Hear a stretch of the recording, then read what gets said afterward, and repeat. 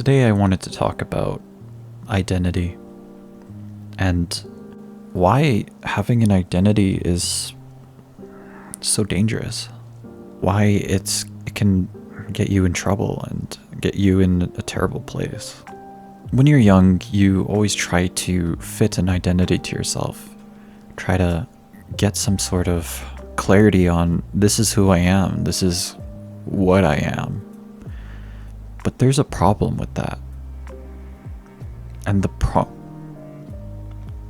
problem with it is that when you try so hard to discover an identity for yourself, sometimes you discover the wrong identity, if that makes sense. Or you discover an identity that's clearly not true, but by all means you will try to make it true. There's all these weird identities that people try to take on, that I'm not good at math. I will never be good at math. I could never be good at math. And then sometimes I hear people talk about how, oh, I'm not an artist. I can't be an artist. My drawing is terrible. And those ones are not that harmful. Maybe the math one is probably not great. But then there's even more insidious identities that people try to take on. I am not handsome. I am not beautiful. Now that's one hell of a negative identity. And that's the kind of thing that'll get you in trouble. Not necessarily with anyone in particular, but it'll set you back in life, I think. I think we've all had experience with that particular one. I think a lot of people can relate to feeling like, I'm not a playboy. I'm not a beautiful girl. I don't get a lot of attention from the opposite gender or whatever you're attracted to. I do not get a lot of attention from them. I'm just not that attractive, unfortunately. I think a lot of people think that, and a lot of people go through life with that identity in their brains. The problem with these identities that we build for ourselves when we're young, when you're like 5 years old to it starts even younger, 5 years old to maybe 3 years old to 20 years old. You're building this identity space of what you are. I can make friends. I'm really good at making friends. I can talk to anyone I want, versus I'm antisocial. I can't make friends. I'm just alone. The problem with these is just that these identities is just that it becomes a self-fulfilling prophecy. It becomes something that you try to prove as true to yourself, even when you're trying to become a better person in despite of your social troubles. I think we're always looking for some kind of reason. What's the reason I'm like this? What's the reason my life is like this? And sometimes people are so concerned about how they're lonely, and they try to explain it away. Why am I lonely? Why have I not had a relationship in the past 5 years? Because people don't like me, that's why, right? That has to be the reason. And we try to explain it away because we want certainty and not ambiguity in our lives. We want some kind of certainty, even if that certainty makes us depressed, makes us sad, reinforces the idea that I'm not an attractive person. I am not a social person.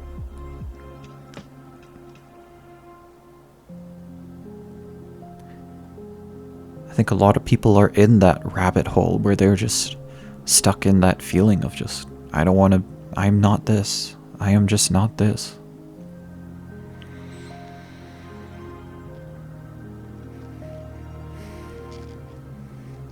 I definitely was. I definitely still am.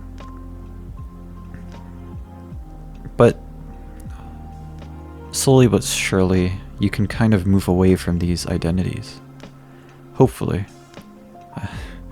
These negative identities of yourself that you've taken on, you can't really be blamed for taking them on. You were young child, and what did you really know about the world? Pretty much nothing. So you just try to understand it with your limited knowledge. The messed up thing is, when you're a kid and you see your parents fight, what does your 3-year-old brain understand about that situation that your parents are fighting?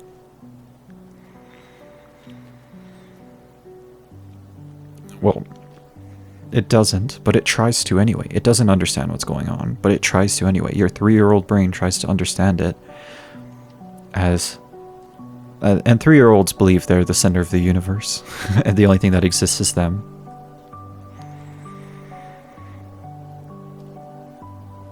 Your 3-year-old brain will say, my parents are fighting because of me. I'm the reason they're fighting. If I was if I was a better person, if I was a gooder boy or a gooder girl, gooder. I don't know if gooder is a word. I don't know if gooder. Fuck. I don't know if gooder is a word, but let's just. But you get my point. Then you carry that with you. You carry that with you your entire life. And the messed up thing is that you will try to prove that as true, based on whatever happens to you in your life. That I'm the reason my parents fought. Because I'm not a good person. I am not a good boy. I am not a good girl. I caused the people around me strife, and I caused them to fight each other. And I think it essentially boils down, the thought essentially boils down to, I'm just not a good person. And then you look for reasons that I am not a good person, that your self-worth is so low that it tries to prove itself as being low.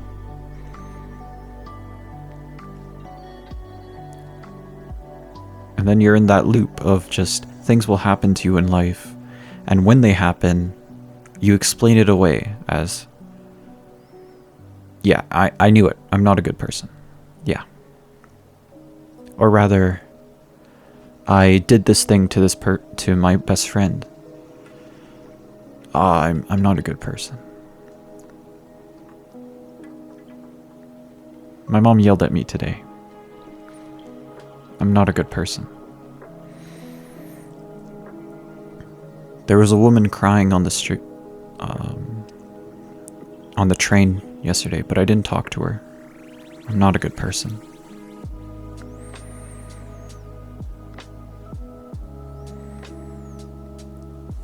And so this belief gets so reinforced in your head, and you take this identity, and then you just get depressed. You just get depressed in this self-inflicted wound, pretty much. Self-inflicted wound that you've put on yourself. Reinforced and just kept forever.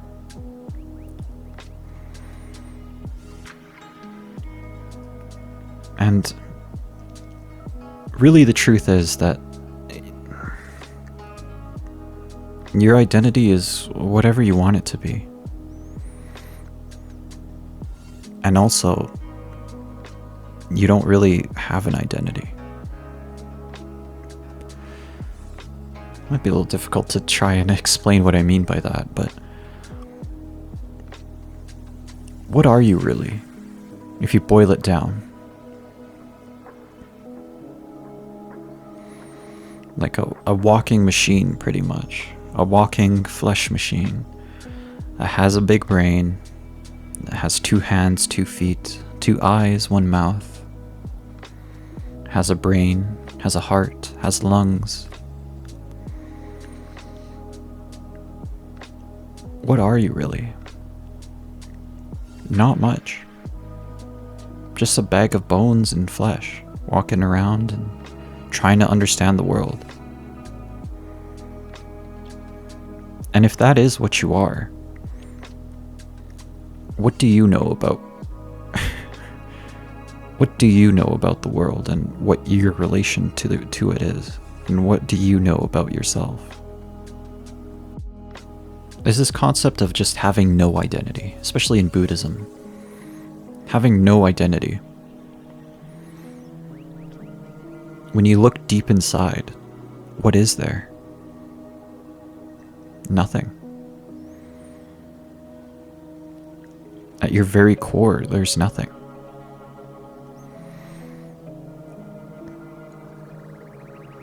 And these identities that we attach to ourselves, they're kind of just fleeting thoughts, fleeting conclusions about the world and about yourself in relation to it. They're not really gospel. Now, I know a lot of people don't actually believe in a lot of these ideas of Buddhism, so let me rephrase it in a different way, which I forgot. Great. Hold up. I'm gonna try and remember this. Hold up. When you look at two people, and one of them has adopted a sort of growth mindset, versus the other person who's adopted a sort of factual mindset, black and white mindset. I am this way, I am not this way. Versus in a growth mindset, it's more of saying, I could be this way if I applied myself. I could be this way.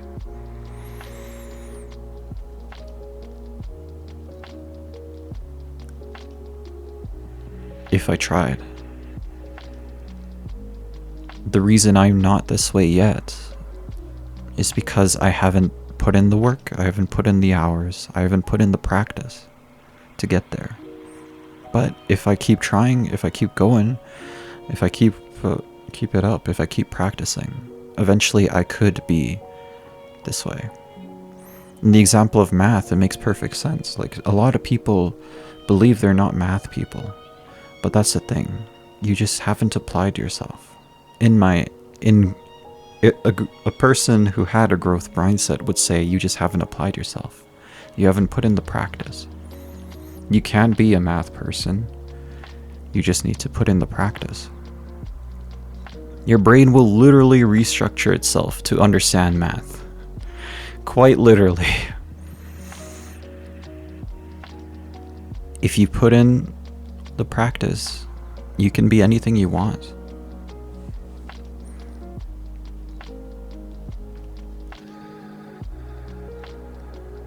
I think the toxicity that comes with these identities is the idea that I am set in this way.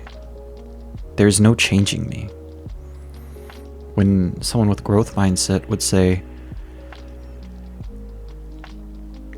I'm not set in this. I can change. I can be a better person if I wanted to be. And I think that's such a more healthier way to think about the world. And yet most of us don't really think about it. If you believe you're a bad person,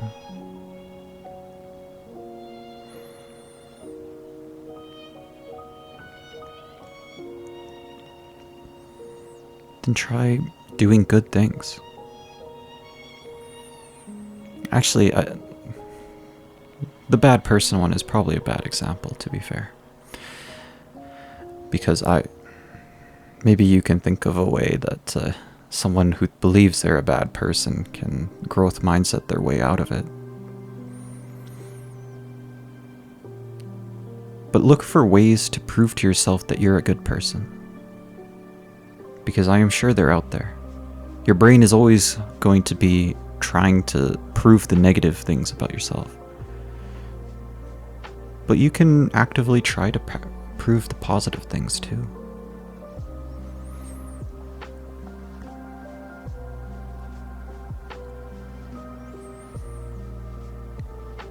I think people take these identities and let them rule their lives and let them determine what they can and can't do with their lives. And people just end up wasting their lives because of it. You were not set in your way just because once upon a time your parents were mean to you. Just because once upon a time a friend didn't text you back doesn't mean that you're unlikable and you're not sociable. People don't like you. Just because you haven't had the opportunity to have a relationship in the past 5 years doesn't mean you're unlovable.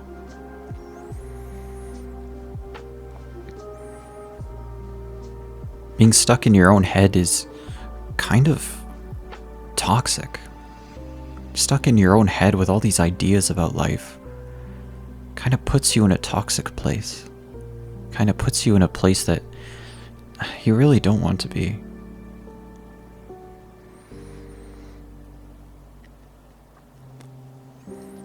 I hope this message hits home for someone, because I feel like it's a message I needed to hear when I was young, but I never got to hear it. And I think it's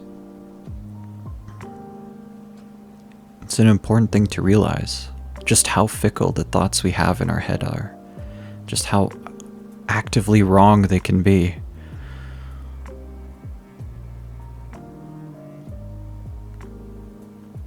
Just how wrong we can be about ourselves.